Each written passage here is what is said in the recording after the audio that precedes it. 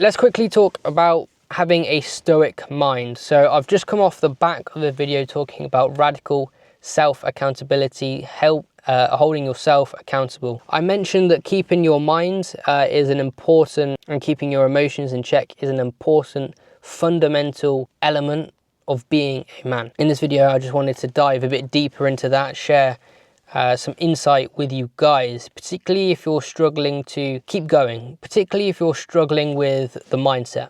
Let's start on this basis. The mind, this game of life that we're all playing, this real world RPG game that we are playing, this open world game or map that we're all trying to figure out, there is one thing that underpins it all. And if you look at any guy out there that has got to the top, I think of David Goggins, I think of Alex Hormozy, whoever you want to put on that pedestal, whoever has actually achieved something worth speaking about, they all speak about getting the mind right. The mind is the most important thing. Because let's look at it brutally and honestly. I can't control whether a car crashes into me. If you watch the last video, you'll know what I'm on about. But I can't control that. I can't control whether there's some thug on the street that wants to shoot me. I can't control whether people love this video or they hate this video. I can't control if I say an opinion. In the last video I talked about say what you mean and mean what you say. If I say something and it upsets a few people, I can't control that. What I can control is my own emotional reaction. The only thing that you have is your mind to control and your emotions. You have to view your emotions as yours. They are yours to control.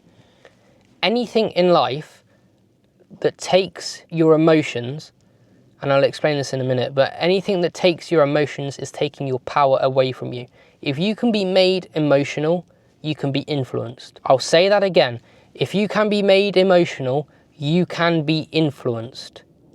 Prime example, the football. Everyone has that stereotypical image of the guy whose football team loses and he's drunk and he goes home and beats the wife.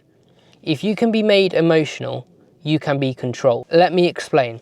The guy who goes to the football also loves drinking, because when you go to the football, you drink. It's a social thing.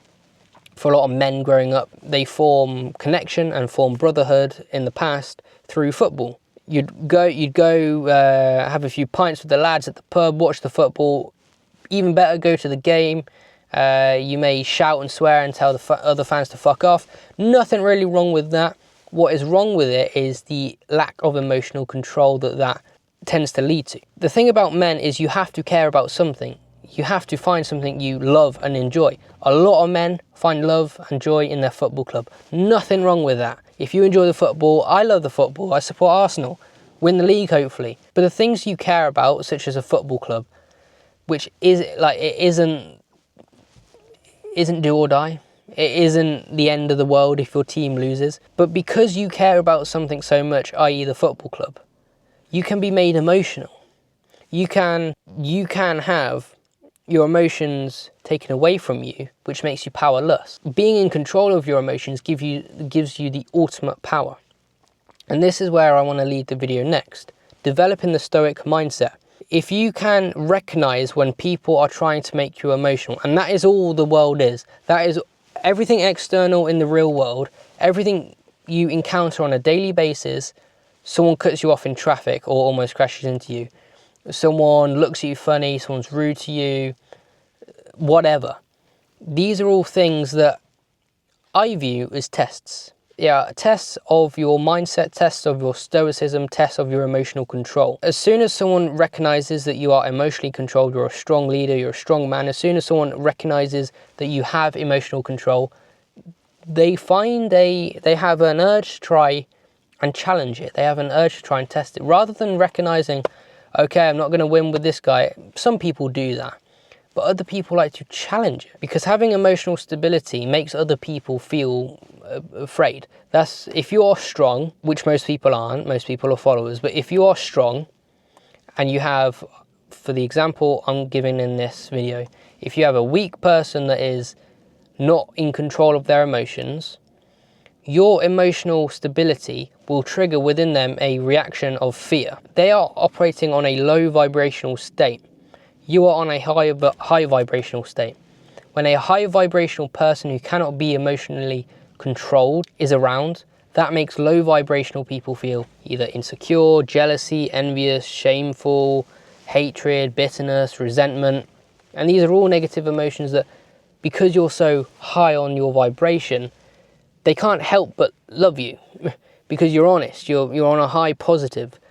Negative people can't help but love you and want to be next to you. So even though people resent you, they'll still want to be around you. Oh, I hate that guy, but I watch everything he says, or I watch everything he does, that kind of thing. And being emotionally strong, people will always try and test it. In the open world RPG game, people will always try and burst your bubble. I've used this phrase before in my videos, but you have to imagine, let's say you're meditating, imagine a bubble around you. People say words, the equivalent of throwing pebbles at the bubble. It just ripples off, just bounces off. Some people don't even bother to try and test your bubble. Other people throw pebbles and try and rebound, like it doesn't get in. Other people try and take it by force. So if your bubble is like that, other people try and literally brute force. That'll be fighting, physical attacks, really aggressive behavior. That is what that is. But if you're in your bubble and you're emotionally controlled, it rebounds straight back off you. It will test you more. Obviously, your bubble is a bit ripply, so it will test you more. And some people, and this is what happens with actually most people, some people want what you have. They want that positivity, but they can't take it by force because they know they can't. Like, they can't take it by force. So what they'll do is they'll try and put on this mask, and they'll get close to you and befriend you and try and attach their bubble to yours. And this is why you have to be careful with who you let around you. Once that happens, they can slip the dagger in and burst the bubble and it all goes. So I'm going to finish off with some actionable advice for you guys on keeping in your bubble, keeping in this stoic mindset. You have to realize that nothing can hurt you. David Goggins' book is literally named Can't Hurt Me. Things can only hurt you if you allow it to happen to you. Words can't hurt you. Sticks and stones may break my bones, but words will never hurt me. Words cannot hurt you.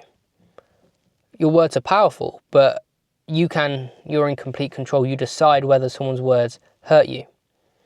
Obviously, there are lines. There are certain barriers, red lines that once crossed, you have to retaliate and you have to respond.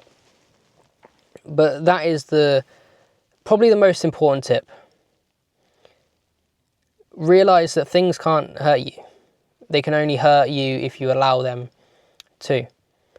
In the open world RPG game that we live in, where it's a highly competitive world, the one who remains stoic wins. The one who lasts the longest wins. You don't have to be the first guy to cross the finish line. You just have to be quicker than the last guy. Apply this to your life. I really hope you guys found that valuable. I really hope you can take something away from it. Because there's a lot of doom. There's a lot of negativity out there that wants to make you emotional. And if you're emotional, you're in that low vibrational state. Reject it. Recognize that you have power and control over your emotions. Emotional men are weak men. It's just a fact. So if you're interested in learning more about my specific mindset and how to reframe from a scarcity to an abundance mindset, which I would say I'm pretty good at by now, recognizing opportunity. I've always been quite good at it, but recognizing opportunities from an abundance perspective, not being in lack, basically anything related to developing a creator mind. Is inside the Creator Minds Mastery Program. I don't want it just to be a one-time purchase for you guys. I want it to be a community as well. And that is why I'm offering weekly training sessions when you join the community and the community builds up. So the goal is ultimately to have 100,000 members inside of that community, like-minded guys working off the basis of the Creator Mind program, following the process to reframing and taking control and mastering their own mind, and then helping each other in the community with whatever you decide to do on your self-improvement journey. Yes. So yeah, that's been the video for today. If you found that valuable, comment down below, and I'll see you inside of Creator Mind Mastery.